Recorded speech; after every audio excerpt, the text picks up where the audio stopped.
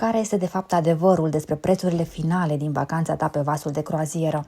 Salvează acest clip, cu siguranță te va ajuta să știi dacă o croazieră este potrivită sau nu pentru tine. Mulți dintre voi mă sunați că ați văzut pe diferite site-uri prețuri de 299 de euro de persoană, 300, 400, 500 de euro de persoană.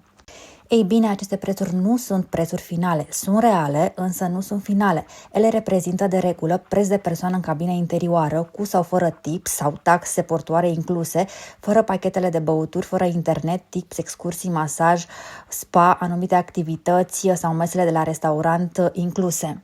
Acest preț pe care îl vedeți afișat poate reprezenta doar 30-40% din prețul total al vacanței tale.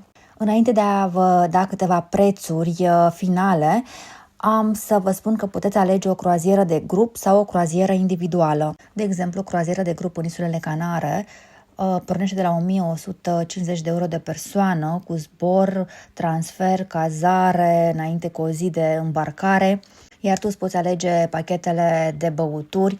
Dacă dorești să mergi în excursii, de asemenea, este un cost suplimentar. Las în descriere toate costurile și nu uita să mă urmărești pentru mai multe oferte.